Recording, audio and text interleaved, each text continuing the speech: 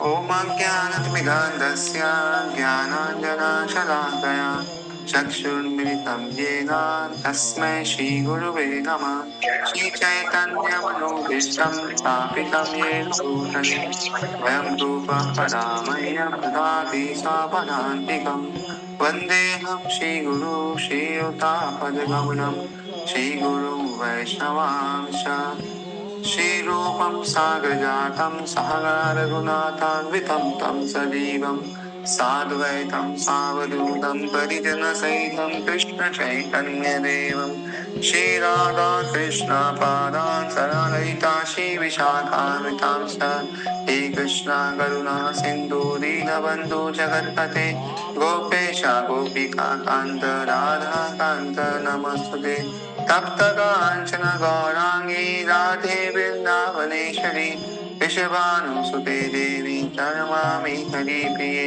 वाञ्छाकल्पतरुभ्यश्च कृपा सिन्धुभ्यैव च पतितानां पावनेभ्यो वैष्णवेभ्यो नमो नमः जय श्री कृष्ण चैतन्य प्रभु Nityanand Shri Advaita Gadadhar श्रीवासादि गौरभक्तवृन्द Hare Krishna, Krishna Krishna, Hare Hare, Hare Rama, Rama Rama, Hare Hare.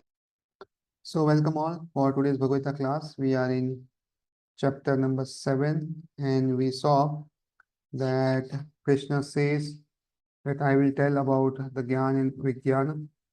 So he reveals knowledge about Krishna himself and then he says how much is the rare of realized knowledge that out of thousands of men, one may endeavor for perfection, and out of those who achieve perfection, one may hardly know Krishna in truth.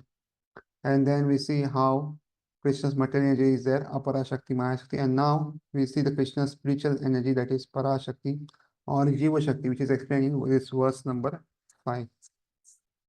अपरेमितस्त्वा अन्यं प्रकृतिं विद्धि मे परां जीवभूता महाबाहो एदं धार्यते jagat. Beside this, O mighty Arjuna, there is another superiority of mind which comprises the living entities who are exploiting the resources of this material inferior nature. So here, last verse Krishna said about the inferior energy that is material nature, and Jiva actually are superior energy, but still, because they are in this material world, they come under the influence of the inferior energy that is material nature or prakriti. Purport, here it is clearly mentioned that living entities belong to the supreme nature or energy of the Supreme Lord. The inferior energy is matter manifested in both elements, namely, in different elements, namely earth, water, fire, air, ether, mind, intelligence, false ego. Both forms of material nature, namely gross and subtle, are products of inferior energy. So there was one argument whether this mind, intelligence, and all is it material nature or is it spiritual? So recently we were discussing about this. So nowadays AI is very common now. So everywhere there is AI, artificial intelligence. So artificial intelligence can also learn everything, whatever we can process. So it can be filled with everything and it can give us so many answers. This means that intelligence is actually, which is there now is material because even artificial intelligence, somebody can create and create answers. So our also mind and ego are all material. They may be subtle, we not be seen, but it is material. And further, when we have spiritual intelligence, that means there's discrimination power, and we discriminate between what is to be done, what is to be not to done. See, for animals and others, they don't have this discriminating power. They work on instincts.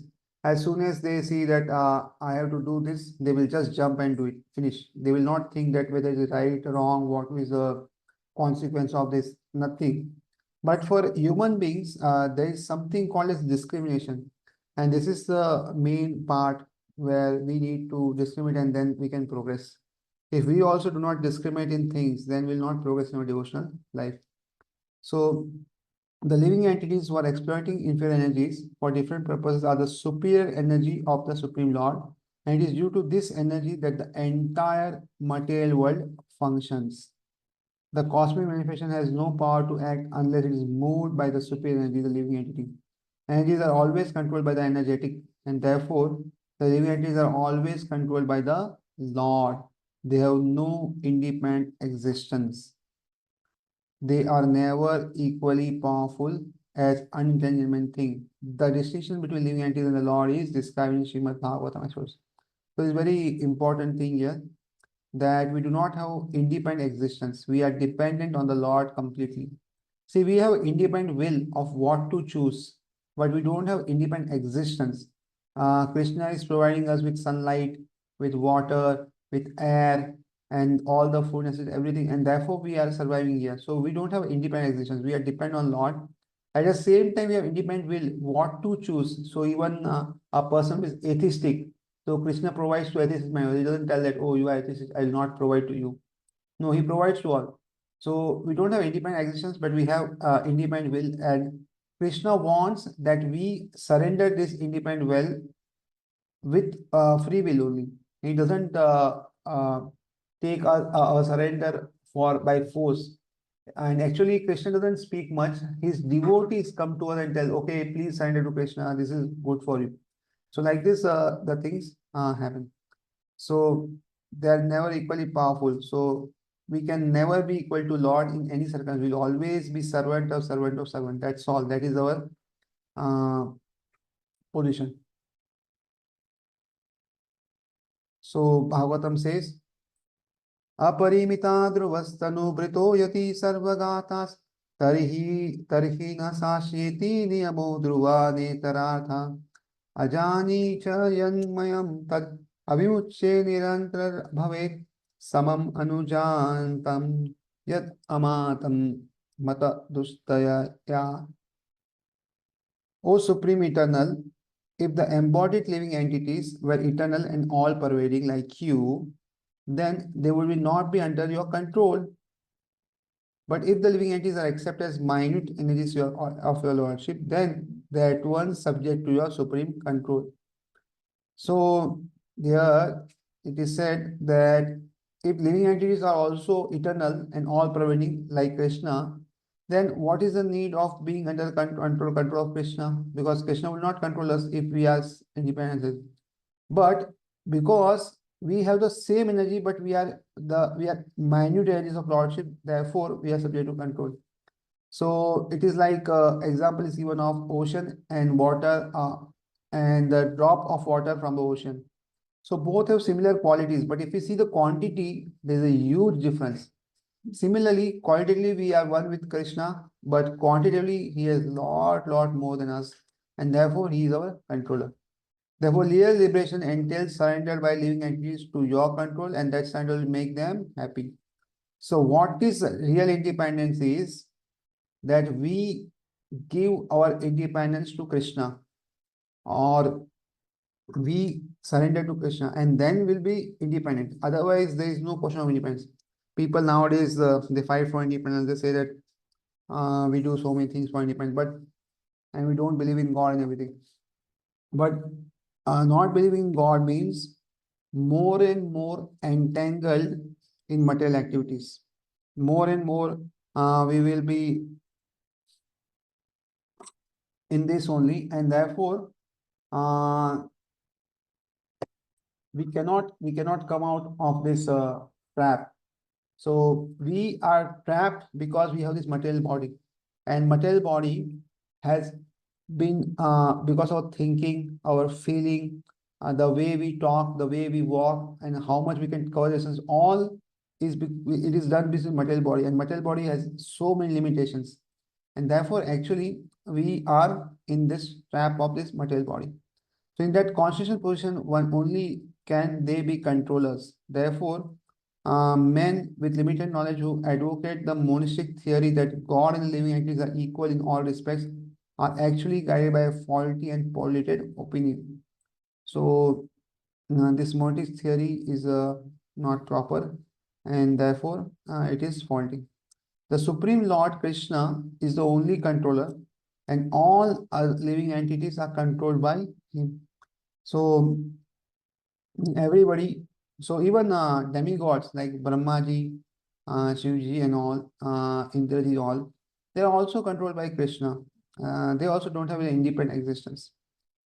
These living entities are superior energy because the quality of their existence is one and the same with the supreme, but they are never equal to Lord in quantity of power. While exploiting the gross and subtle inferior energy matter, the superior energy living entity forgets his real spiritual mind and intelligence. This forgetfulness is due to the influence of matter upon the living entity. So while we try to exploit this material energy, what happens? We become so engrossed in this material energy that we forget the real spiritual energy. And this is because of influence of matter upon us. But when the living entities become free from the influence of the illusory material energy, he attains the stage called mukti or liberation. So the false ego, under the influence of material energy, thinks I am matter and material acquisition are mine. His actual position is realized when he is liberated from all material ideas, including the conception of his becoming one in all respects with God. Therefore, one may conclude that the Gita confirms the living entity to be only one of the multi energies of Krishna, and when this energy is freed from material contamination, it becomes fully Krishna conscious or liberated. So, uh, Gita confirms that we are one of the energies. That means Krishna has so many other energies also, and we are just one of energies, and we can become liberated only by becoming fully Krishna conscious. There is no other way out for us to become liberated. Now, verse number 6 also speaks out Krishna is the creator and destroyer. एतत् योनीनि भूतानि सर्वाणीति उपधारये अहं कृष्णस्य जगतः प्रभवः प्रलयस्तथा. All created beings have the association two natures of all that is material and all that is spiritual in this world. Know for certain that I am both the origin and the dissolution. So everything is coming from Krishna. So actually, this doesn't mean that Krishna is himself doing his things. It is like suppose somebody says that I am the owner of this company. So does it mean that everything in the company is done by the owner? Every material is manufactured by owner? No, he delegates to some managers and does the work. Similarly, here when Krishna is saying that I am the both origin and desire of the designer, that means Krishna is the boss and he delegates his task to others. So therefore, this you should understand. But everything that exists in the is a product of matter and spirit. Spirit is the basic field of creation, and matter is created by spirit. Spirit is not created at certain stage of material development. So this is very important that whatever it is a combination of both matter and spirit. And second, spirit is the basic of field of creation. That means if you see that something is living, something is growing, that means that material thing has some spirit behind it. That is the living entity is there, that it contains living entity. And therefore, all the living entities, like if we see this algae which grows, that means what? There are some living entities in that algae also. And at the same time, big elephant also have this living entity. So, and spirit is not created at any certain of materialism. So what happens is during conception, uh, the soul enters the body according to the consciousness of both the male and the female. So it is not that the body is it is only the material body which is created. The spirit soul comes from outside and takes the place in that. That is the only process which happens. So therefore, we may see that a lot of people after going through the process may not have child. Why? Because it is not a material conception. It is not a material thing. So because it is not a material thing, if the spirit soul does not enter because of whatever karma is there of the both the person, then they may never have a child. So therefore, we should understand that spirit is not created, but it is material manifested only on the basis of spirituality. So if there is no spirit, no body will be created. And therefore, for any body to be created, there should be a spirit soul. This material body is developed because spirit is present within matter. A child grows gradually to boyhood and then manhood because that superior energy spirit soul is present. So everything happens. If there is a growth in the body, that means the spiritual energy is there. And after some time, it will decay, and the spiritual energy, the soul will leave that body and go to another body. Similarly, the entire cosmic manifestation of the gigantic universe is developed because of presence of super soul Vishnu. So this whole universe is also maintained because Vishnu is there in this universe also. Therefore, spirit and matter, which combine to manifest this gigantic universal form, are originally two entities of the Lord, and consequently, the Lord is the original cause of everything. A fragmental part and parcel of the Lord, namely the living entity, may be the cause of a big skyscraper, a big factory, or even a big city, but he cannot be the cause of the big universe. The big universe is the big soul or the super soul, and Krishna, the Supreme, is the cause of both big and small souls. Therefore, he is the original cause of all causes. This is confirmed in the Katha mission. Nityo Nityanam, Nityanam, Chetanas Chetananam. So, this is very important thing that Krishna Supreme is the cause of both the small and big souls. So, whatever is there, it is, and he is the original cause of all causes. So, if suppose we don't know the cause of anything, we should understand that Krishna is the cause and we should live to it. So sometimes when something good happens to us, we think that Krishna is the cause.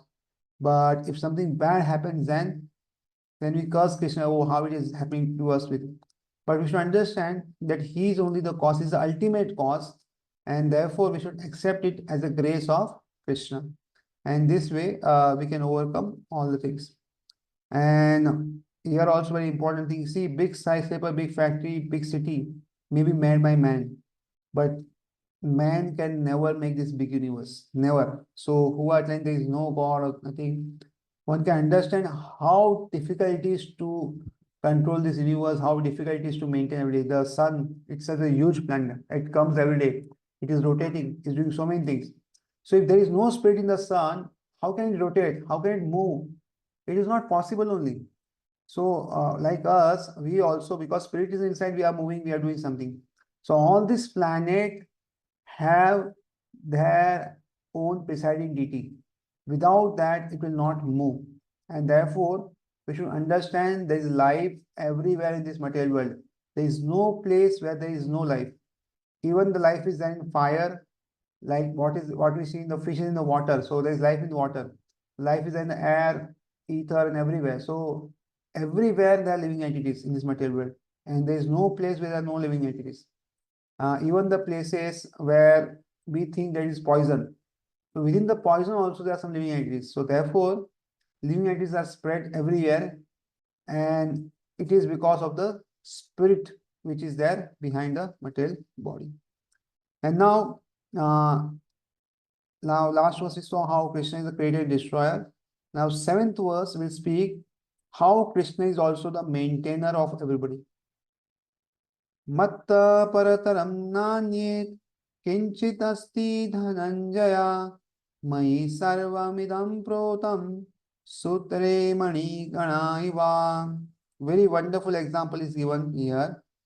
O conqueror of wealth, there is no truth superior to me. Everything rests upon me as pearls are strung on a thread. So especially we see that so many Matajis and all, and even for deities and all, and sometimes we also wear a necklace with beads and all. So all the beads are strung because of a thread, but the thread is never seen. We only see the beads. Like we wear this Tulsi Kanti Mala. So there also in Tulsi Kanti Mala, what happens is we see all the Tulsi, but we don't see the thread. But if there is no thread, this mala cannot sustain. It will just fall down because nothing can bind it. So similarly, Krishna is maintaining this whole universe, but is not seen. But if Krishna is not there, then this whole material universe will fall down. It cannot sustain only because no human intervention, no human power can make these rains happen, make this sunshine happen. Nothing can be done. And therefore, even if we don't see Krishna, we should not conclude that Krishna is not there. So sometimes we also don't see air, but we can feel air. We cannot touch sun, but we can feel sunshine because of this, because sunshine comes to us. Similarly, we may not be able to see Lord, but we can feel Lord through all this creation. How the flower is growing, how every tree is unique, how every species are unique, and who has created so many different kind of species, so many things. What we can do is just modify some seed and make something different. But original seed is given by Krishna only. So by seeing that there's varieties in this material world, we can see that how is maintaining everything. And everything has its time, and the time is finished, they are destroyed. And again, some new things are created. So, and therefore, this very wonderful example given that pearls are strung on a thread. Without thread, there cannot be pearls like what we have. So therefore, we should understand this example. Purport, there is a common controversy of whether the supreme truth, absolute truth is personal or impersonal. As far as Bhagavad Gita is concerned, the absolute truth is the personality of God, Sri Krishna, and is confirmed in every step. So there is a controversy where the Monis speak about that Supreme Lord is impersonal, whereas Bhagavad Gita speaks about that Supreme Lord is personal. So it's confirmed, and Bhagavad Gita speaks about how it is his personal. In this verse, in particular, it is stressed that the absolute truth is a person, that the personality of God is the supreme absolute truth is also and the affirmation of the Brahma Samhita. Ishvara Parama Krishna Satchitananda Vigra. That is the supreme absolute truth personality of Godhead is Lord Krishna, who is primal Lord, the result of all this. So Parama means primal, and Param Krishna Satchitananda. Satchit Ananda means he is all result of all pleasure. Govinda, and the eternal form of complete bliss and knowledge. These authorities leave no doubt that the absolute truth is the supreme person, the cause of all causes. The impersonalist, however, argues on the strength of the Vedic version, given the Shvetashvara Upanishad 3.10, Tato Tato Yat Uttarataram Tat Arupam Anamayam Ya Etat Vidur Amritas Te Bhavanti Athetara Dukkham Evapiyanti. In the material world, Brahma, the primary living entity within the universe, is understood to be the supreme amongst the demigods, human beings, and lower animals. But beyond Brahma, there is transcendence, who has no material form and is free from all material contaminations. Anyone who can know him also becomes transcendental, but those who do not know him suffer the miseries of the material world. So even Brahma, who is the creator, he also does tapasya, he also chant mantras to please the Lord, and therefore uh, we should understand that Lord is beyond this material world, and whoever knows this will not suffer the miseries of the material world.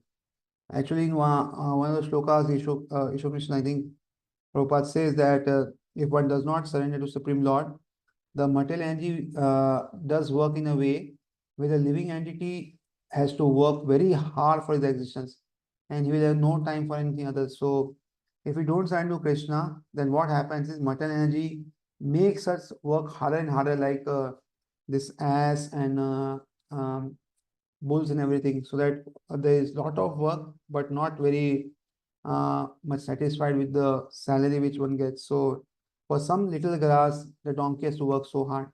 So material work makes us to work so much harder. The impersonalist puts more stress on the word arupam, but this arupam is not impersonal. It indicates a transcendental form of the eternity, bliss, and knowledge, as described in the Brahma Samhita quoted above. Other verses, Srisada Upanishad 3.8 and 9, substantiate this as follows.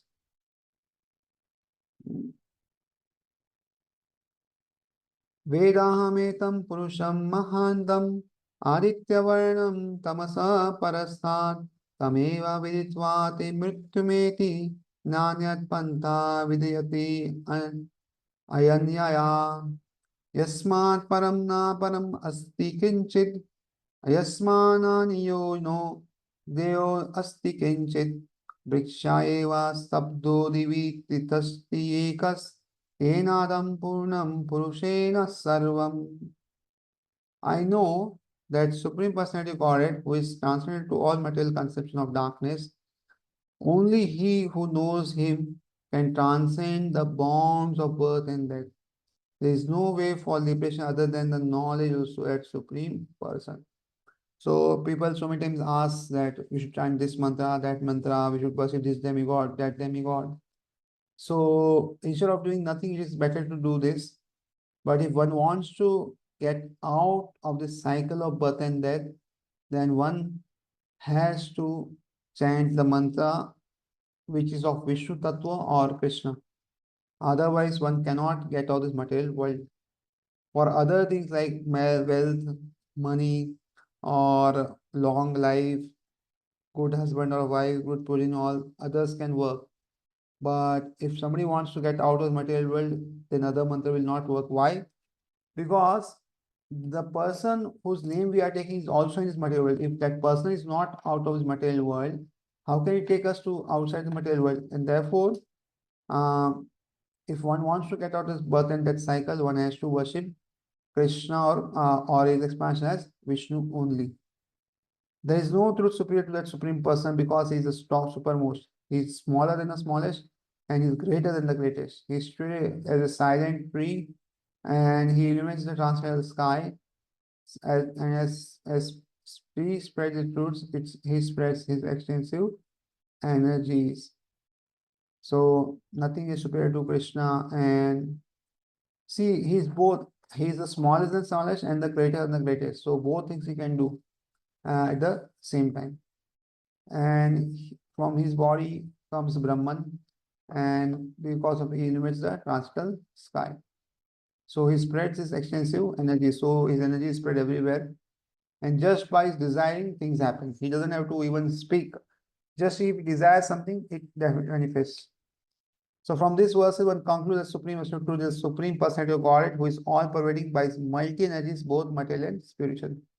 So we can also understand that he is all pervading. Now, from verse number 8 to 11, Krishna will speak how to know him in different places or how he is the essence of everything. So, whatever we may see, we should understand that behind him it is Krishna. So, let's see these verses.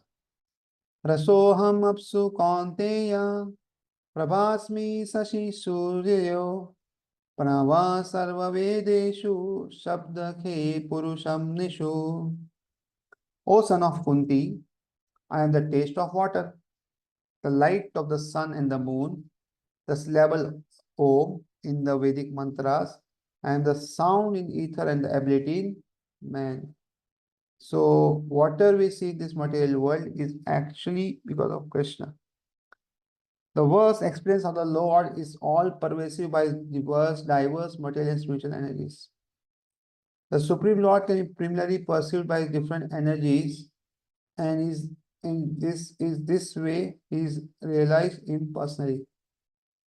As a demigod and the sun is a person and is perceived by his all-pervading energy, the sunshine, so the Lord, although in his eternal abode, is perceived by his all-pervading diffusive energies. So if there is an energy, there will be energetic. So energy cannot come without energetic. If there is sunshine, there needs to be a sun. And if the things are working in this material world, there needs to be a person behind it. So without the person, there cannot be energies.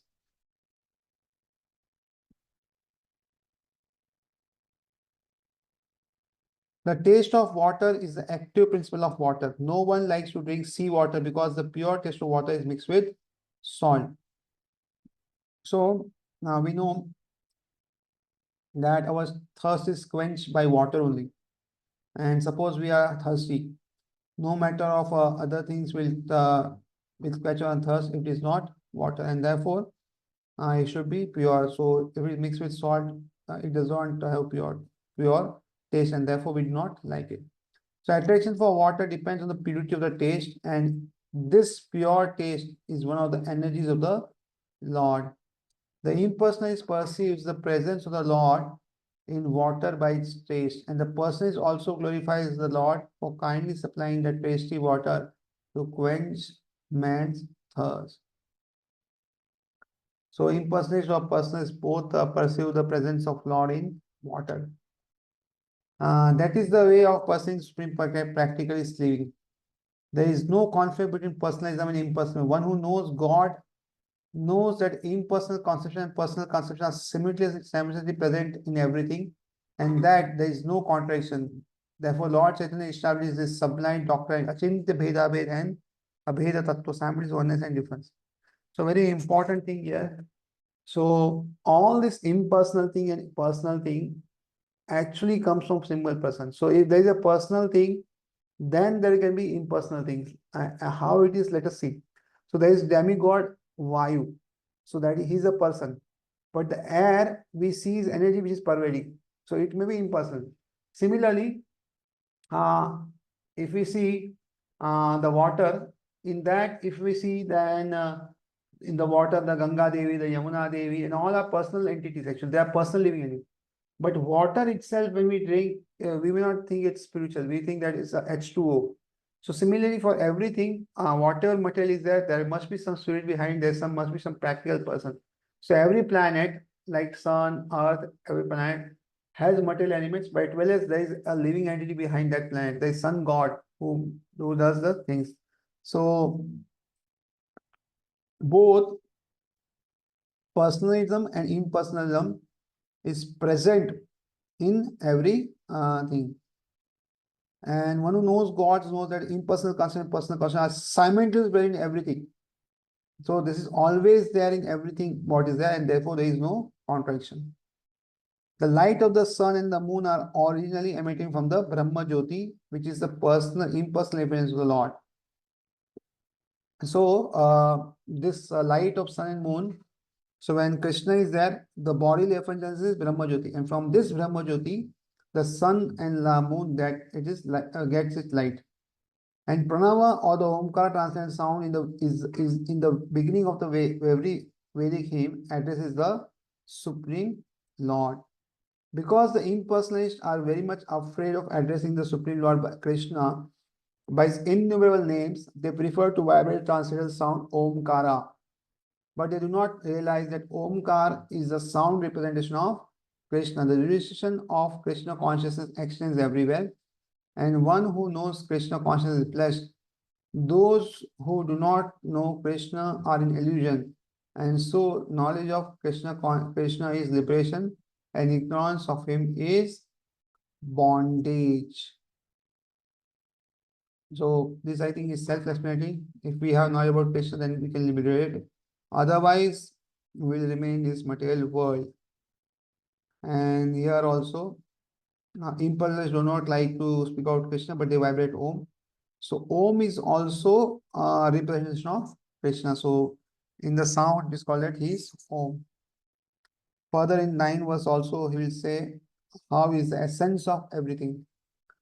Punyogandha prithviyam cha tejaschasmi vibhavaso jivanam sarva bhuteshu tapaschasmi tapasvishu. I am the original fragrance of the earth.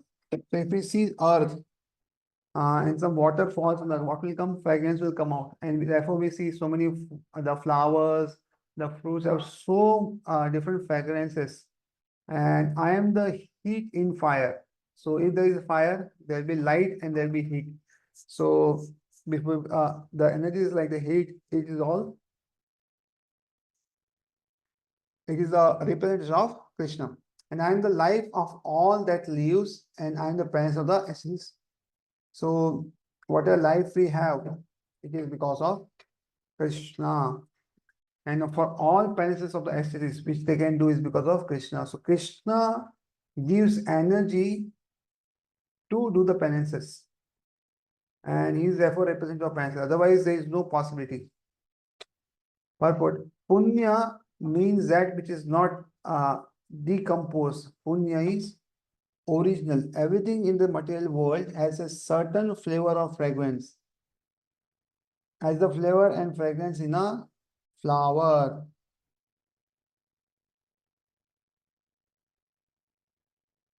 Or in the earth, or in water, in fire, in air, etc. The uncontaminated flavor, the original flavor which permeates everything is Krishna. So whatever flavor we see, whatever the fragrance we see is coming from Krishna only. Similarly, everything has a particular original taste, and this taste can be changed by mixture of chemicals. So everything original has some smell and some fragrance and some taste. So we also see that everything is some taste is there. Something is sour, something is bitter, something is salty, something is sweet. So everything has its particular taste by which we can identify. And this taste is coming from Krishna.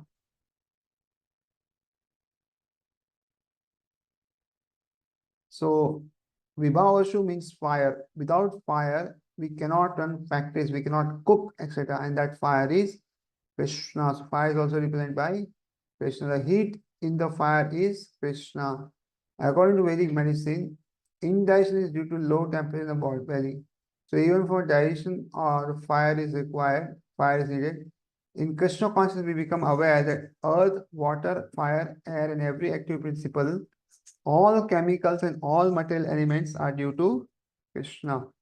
The duration of man's life is also due to Krishna. Therefore, by the grace of Krishna, man can prolong his life or diminish it. So Krishna consciousness is active in every sphere.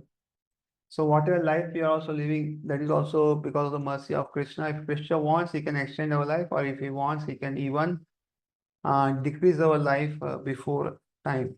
And therefore, everything, the taste, the fragrance, and the heat of the fire and all what is all coming from Krishna. Further, Bijam mam sarvabhutanam viddhi partha sanatanam buddhir buddhi matamasmi tejas tejasvinamaham.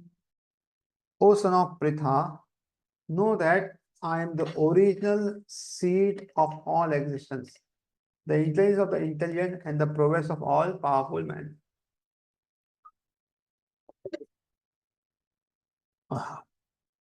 Bijam means seed. Krishna is the seed of everything. There are various living entities, movable and inert. Birds, beasts, man, and many other living creatures are moving living entities. Trees and plants, however, are inert.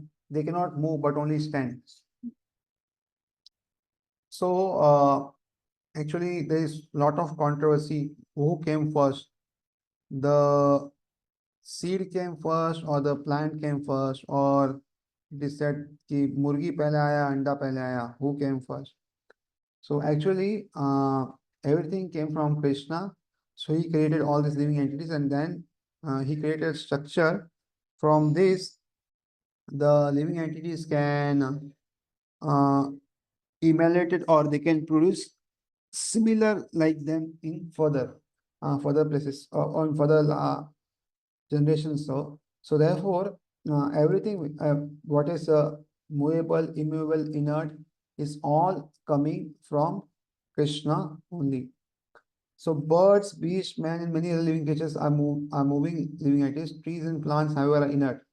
So something which we see can move, something we see cannot move, but both has life.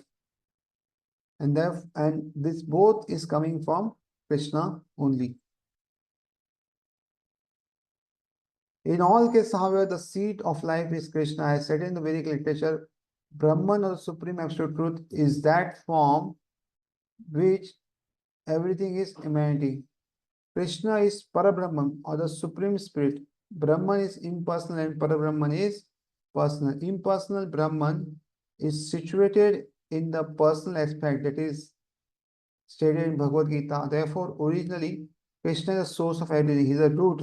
As the root of a tree maintains the whole tree, Krishna, being the original root of all things, maintains everything in this material manifestation. This also comes from the Vedic literature Katha Upanishad 2.2.13. Nityo Nityanam Chetas Chetanam Eko Bahunam Yo Vidadati Kaman. He is the prime eternal among all eternals. He is the supreme living entity of all living entities, and he alone is maintaining all life. One cannot do anything without intelligence, and Krishna also says that he is the root of all intelligence. Unless a person is intelligent, he cannot understand the supreme personality of Godhead Krishna. So one requires intelligence to understand the supreme personality of Godhead, and one cannot do anything without intelligence. So therefore, our intelligence should be utilized to know how Krishna is great. Otherwise, whatever we do in this material world, our intelligence is actually misutilized. And Krishna is the root of everything and source of everything. And as in a tree also, if we see the root is not visible, but we can understand if the tree is flourishing very nicely, it is having a big branches and so many things. That means it has very good roots.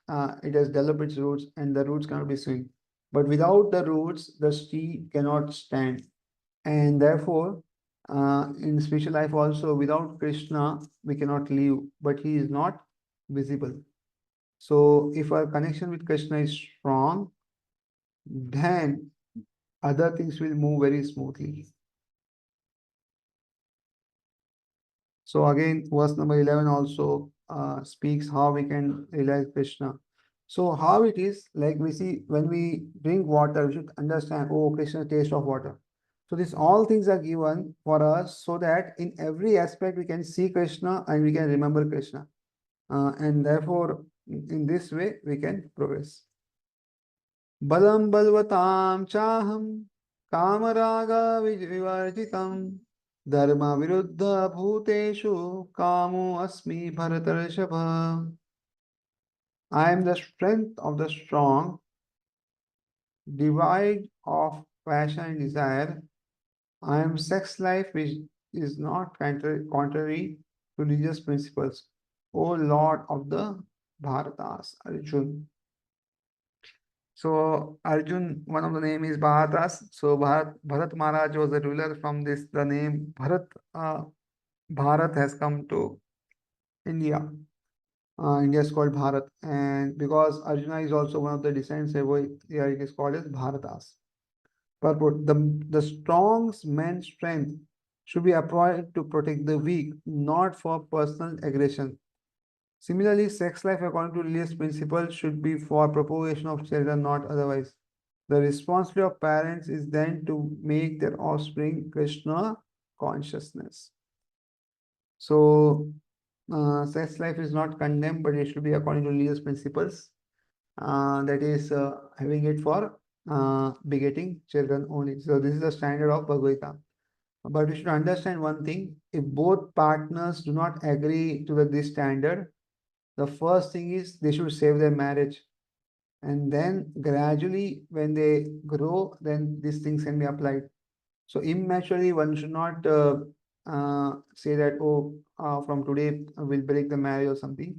So marriage is also a sacred thing. It should be protected, and then other things should be gradually changed according to the directions of Bhagavad Gita, under the direction of some advanced devotees. Otherwise, if we just apply these principles and do this, then there will be a lot of problems between the family relationships. So this one thing should be taken note of when we apply this all things. So now verse number 12 also now will speak how everything is created by him, but Krishna is not under him. So he is beyond the modes. We see that when we do something, we are affected by it. But Krishna does something, he's not affected because he is not under the modes, he's outside the modes. So if we do some work, so we do some supervision work or something, then we get affected. If somebody is angry on us, we get affected. But Krishna is not affected. Why? Because he's outside of this, is beyond the modes. So verse number 12. Ye chaiva satvika bhava rajasastamasaschaye matta eveti tan vidhi natvaham teshu te mai. Know that all states of being, be they of goodness, passion, or ignorance, are manifested by my energy. I am in one sense everything, but I am independent. I am not under the modes of material nature, for they, on the contrary, are within me. So everything is manifested by Krishna, but still he is independent. He is not under the modes of material nature. And material nature is under Krishna's energy. Purport. All activities, all material activities in this world are being conducted under the three modes of material nature. So all material activities in the world are being conducted under three modes. What does it mean? Somebody, if he speaks harshly to us, that means we should understand he's speaking because he's under the mode of passion or ignorance. Actually, the person is good, but at this point of time, because he's under the influence of passion or ignorance, he's speaking bad to us. Like we have example, like if somebody is drunkard, he drinks and comes and speaks something bad to us. So what will happen? We'll not take it seriously because we know that his consciousness is not proper at this point of time. He's drunk. Similarly, everybody is drunk because of the modes of material nature. And because of that, we may see that sometimes somebody uses harsh language with us, somebody does not behave properly with us. That means they are under the mode of passion or ignorance. So in the mode of goodness, what happens is one tries to help others. In the mode of passion, one tries to grow himself more. And in the mode of ignorance, one tries to even destroy other so many things. So therefore, because material activities in the world are being considered in influence of three modes, and therefore we should understand that everything in this material world, one must be in either of these three modes. And second thing is, these modes can change with practice. So if somebody is in the mode of passion, with practice he can come to mode of goodness. Or somebody is in the mode of goodness, he can come to the mode of passion or ignorance by suitable practices.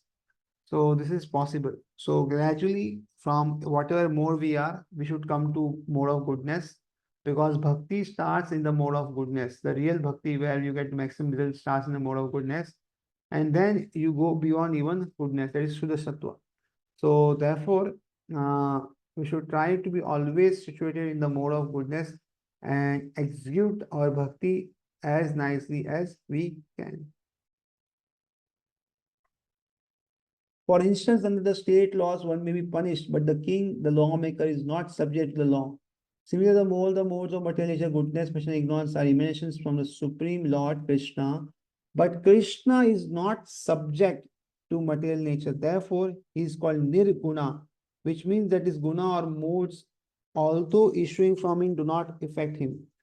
That is one of the special characters of Bhagwan, or the Supreme Personality of Godhead. So sometimes this nirguna is not understood properly. It is said that nirguna means there is no qualities only. So this is not the case. Nirguna means he does not have material qualities, but he has spiritual qualities.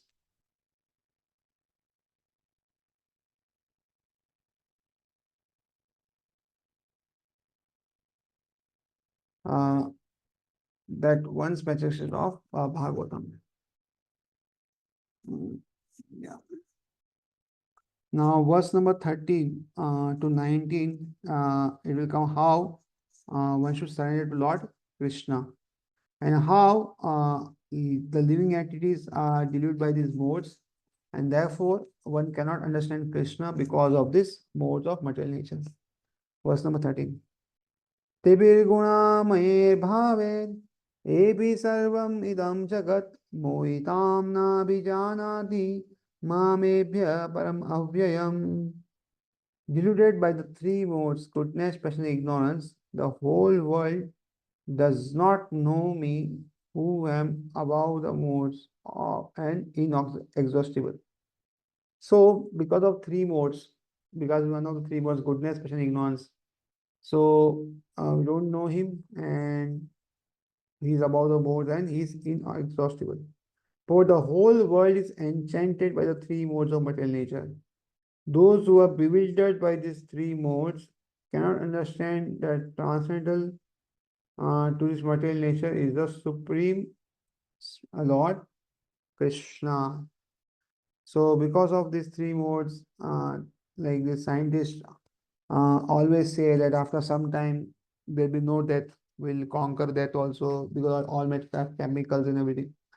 So, because people are bewildered by this mode of material nature, they can speak like this, but they're not able to make this, and they can understand that Krishna is above this material nature. This not easy to understand for so many things, so many people also, because Krishna, when he comes in material world, he follows the rules section of material world, and therefore most people uh, do not understand that he is following the modes of material nature, the rules and regulation, but he is not under it, and he may stop also following at any point of time because he has that power.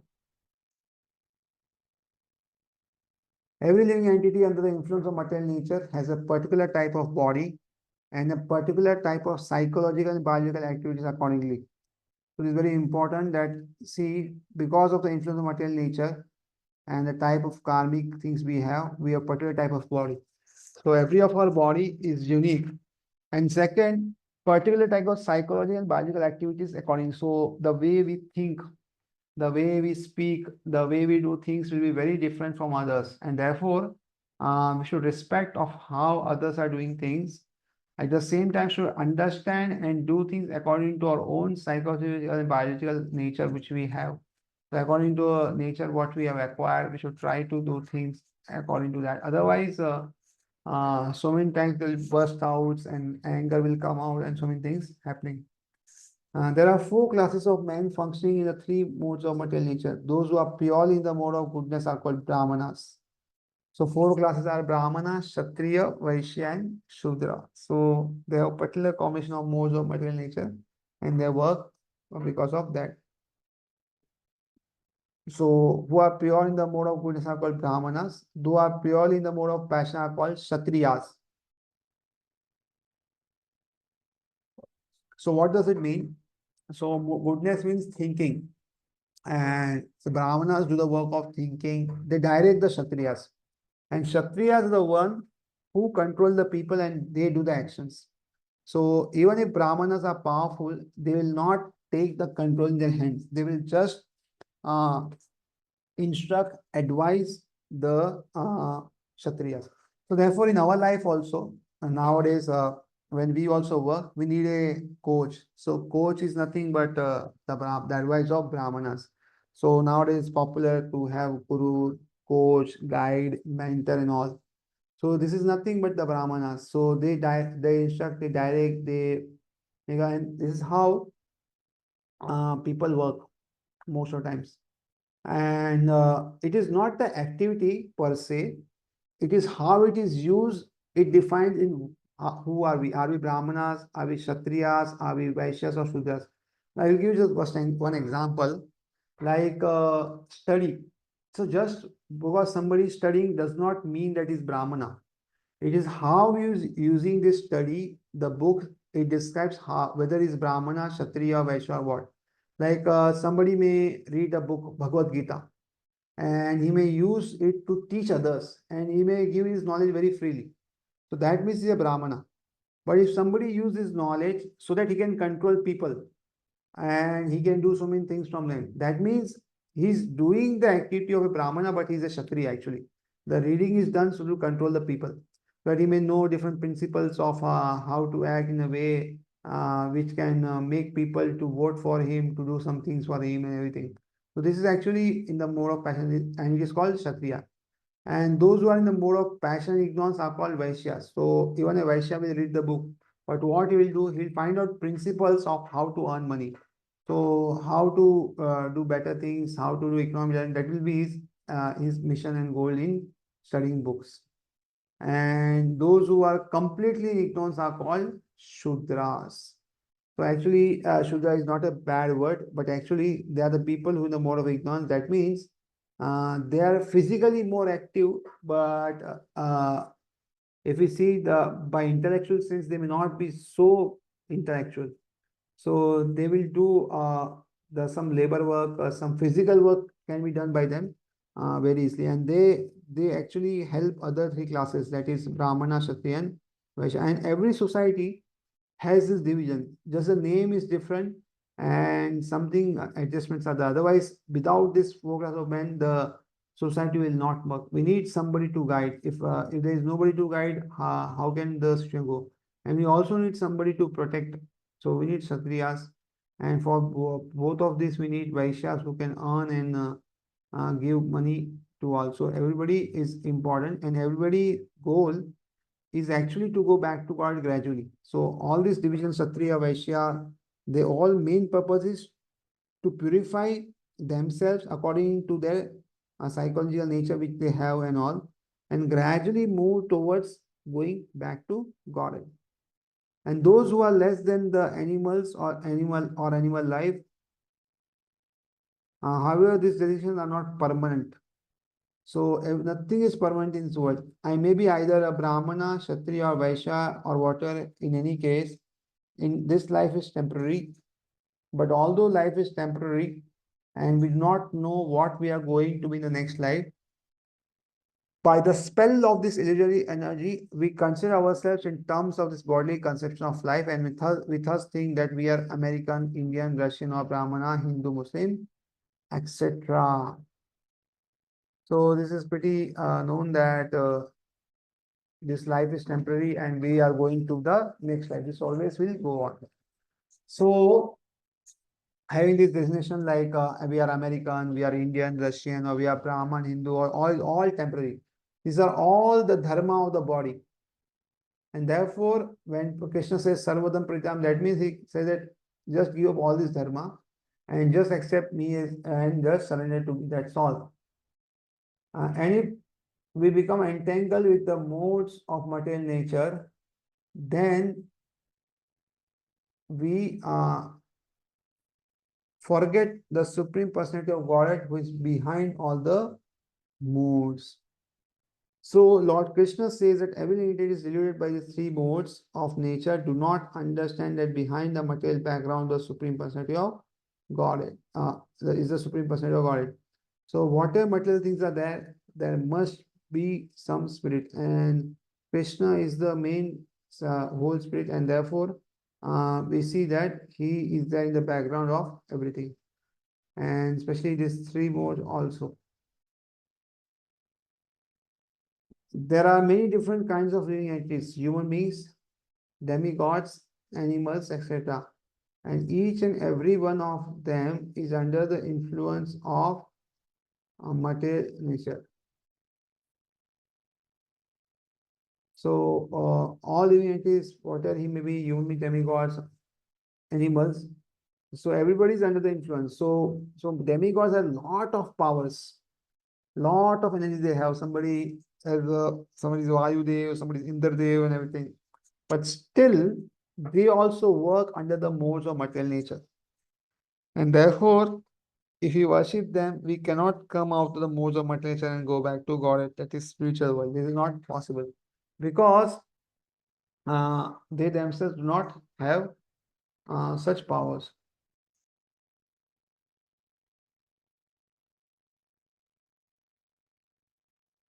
So in this, if we see, demigods are in the mode of goodness, and human beings are generally in the mode of passion, and animals are generally in the mode of ignorance. So there is one base layer, and then above that there is a second layer. So generally we are in the mode of passion, and then in the mode of passion, either we can be in the mode of goodness, passion, and or ignorance. So this is how it is there, and this is the way we work. So generally, animals are in the mode of ignorance, but some animals in the mode of ignorance, in the second layer maybe of mode of goodness, like we see cow. So all animals are in the mode of ignorance, but cow is in the mode of ignorance, but has some goodness, and therefore we drink cow's milk and all. And similarly, if we see tiger, so tiger and all is a mode of ignorance, but he has a lot of passion in that. And similarly, we see so many other animals like boar and all, they will sleep a lot and all. So they are like ignorance and ignorance. So like this, there's one base layer in all living entities, and then there's a second layer. So that we understand. So demigods also, primarily they are more in the mode of goodness.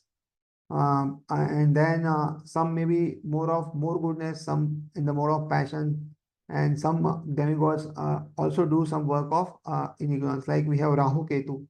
So they do the work of these things this side. Whereas we see that some demigods, they are in the pure mode of goodness. So therefore, nothing is like black and white. Every living entity is a combination of these three modes: mode of goodness, passion, ignorance. But the composition in every person differs. And therefore, gradually, what we need to do is that we should have more of the mode of goodness. And in that way, we can progress in devotional life. And gradually, we should also move from the mode of goodness to the mode of pure goodness. And that is our goal. Those who are in the mode of passion and ignorance, even those who are in the mode of goodness, cannot go beyond the impersonal Brahman concept of absolute truth. So these modes, one cannot go beyond this conception. They are bewildered before the Supreme Lord in his personal feature, which possesses all beauty, opulence, knowledge, strength, fame, and renunciation. Where when even those who are in the mode of goodness cannot understand what is the hope for the in the passion ignorance. So even if somebody is in the mode of goodness also cannot understand Krishna. It is, we can try to understand Krishna, we can try to understand Bhagavad Gita, but if we don't have blessings of Krishna and Guru Parampara, will not be able to understand anything. And therefore, uh, we should try to put our endeavor and live less on Krishna. So Krishna consciousness is translated to all these three modes of material nature, and those who are truly established in Krishna consciousness are actually liberated. So when we do bhakti, it is about this all three modes, and when we do it properly, then we can be established in the mode of goodness and can be actually liberated. Otherwise, there is no point that we can be liberated. So now verse number 14 is very important verse for us to understand how we are trapped in this material world, and how Maya is very powerful, and we cannot go beyond Maya if we do not surrender to Krishna. So surrender outside is considered a very bad word, that we have to be gulam or we have to be work under somebody. But spiritual world surrender is the best thing and is the most important function if we want to progress in spiritual life. So verse number 14. Devi esha gunamai mama maya duratyaya mameva ye prapadyante maya metam tarantite. This divine energy of mind, consisting of the three modes of material nature, is difficult to overcome. So this divine energy, so this is Krishna's energy. This three modes of material nature is Krishna energy, and it is difficult to overcome. Actually, Krishna is understating. It is impossible actually to overcome. Very, very difficult actually to overcome. But those who are surrendered to me can easily cross it beyond it. So only if we surrender to Krishna, then only we can cross this material world. It is like suppose there's an ocean and we want to cross the ocean. We cannot cross the ocean. But suppose we sit in a boat. The boat can help us to cross the ocean. So we ourselves may not be, but the boat can help us to cross the ocean. Similarly, this material is very difficult, consider three modes, very difficult to overcome. But when we surrender to Krishna and we surrender to lotus feet, then because we are surrendered to lotus feet, it's very easy to cross this ocean of material existence. Purport: the Supreme Personality Godhead has innumerable energies, and all these energies are divine. Although the living entities are part of his energies and are therefore divine, due to contact with material energy, their original superior power is covered. So it is like a mirror. So original mirror, we can see reflection, but when it's covered with the mud and all, we cannot see the reflection. Similarly, the originally we are all pure, but because of the covering of material energy, this purity is being not seen. Being thus covered by material energy, one cannot possibly overcome its influence. So very difficult to overcome its influence on us. As previously stated, both the material and spiritual natures, being emanations from Supreme Personality Godhead, are eternal. The living entities belong to the eternal superior nature of the Lord, but due to the consumption of inferior nature, matter, their illusion is also eternal. So actually, this material world, this material energy is eternal, but it comes and goes. So sometimes it is called that it's false, but it's not false, it's temporary. It comes and goes. Whereas other things is always there. The conditioned soul is therefore called Nitya Baddha or eternally conditioned. No one can trace out the history of becoming conditioned at a certain date in material history. So we are called Nitya Baddha, whereas people in the spiritual world are called Nitya Mukta. So they can never be under the influence of this material world. And once we also do our sadhana properly and go back to God, we can also become Nitya Shuddha, or we can become Nitya liberated. Consequently, release from the clutches of material nature is very difficult, even though that material nature is inferior energy. But because material nature is ultimately controlled by supreme will, which is a living divine connection, with the living entity cannot overcome inferior energy. Uh, Inferior material nature is defined herein as divine nature due to its divine connection and movement by the divine will. So it is inferior, but because it is connected to Krishna, it is powerful. So inferior does not mean that it is weak. Inferior means the constitution is less important, but it is strong, and when we come under the influence, it is very difficult to overcome it. Being conducted by divine will, material nature, although inferior, acts so wonderfully in the construction and destruction of cosmic manifestation. The Vedas confirm this as follows: Mayam tu prakritim vidyan, Mayinam tu Maheshwaram. Although Maya illusion is false and or temporary, the background of Maya is the supreme magician, the personality Godhead, who is called Maheshwara, the supreme controller. So Prakriti is temporary, but beyond that, God is permanent. Another meaning of guna is ropa. It is to be understood that a conditioned soul is tightly tied by the ropes of illusion.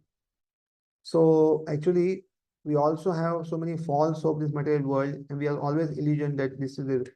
And therefore, this material world ties up with these ropes of illusion. A man bound by the hands and feet cannot free himself. He must be helped by a person who is unbound. Because the unbound, because the bound cannot help the bound, the rescuer must be liberated. So sometimes some people may come and claim that I will help you to go back to God, or I will rescue from the material world. You worship me or something, or some person become God. So this is not possible because that person is also born in this material world. The person who is born in this material world cannot help others to get out of this material world. This is not possible. Someone who is liberated only can help the person who is bound to get liberated. Otherwise, it is not possible. And therefore, the rescuer must be liberated. Therefore, only Lord Krishna or his bona fide representative, the spiritual master, can can release the conditioned soul. Without such superior help, one cannot be freed from the bondage of material nature.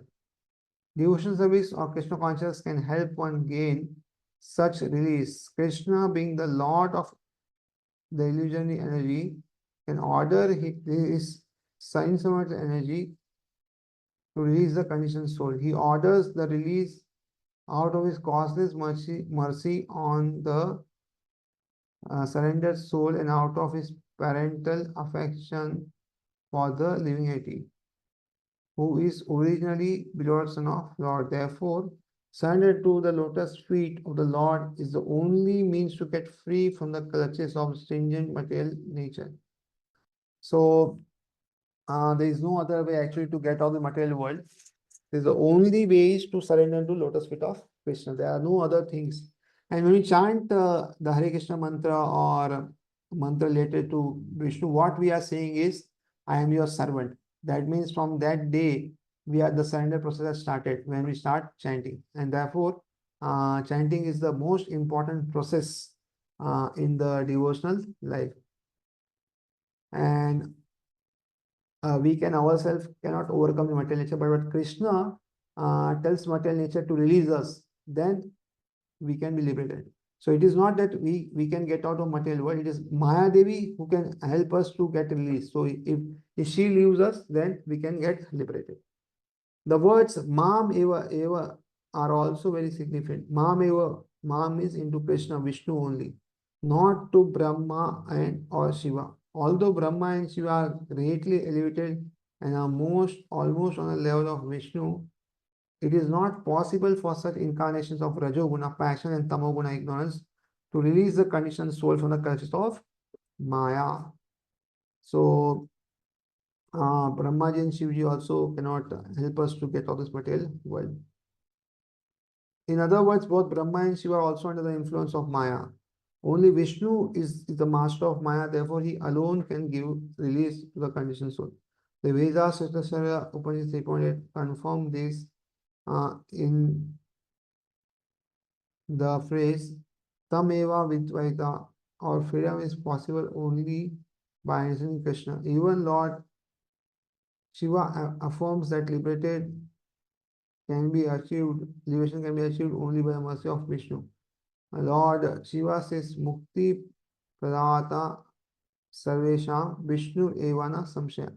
There is no doubt that Vishnu is the deliverer for liberation for everyone.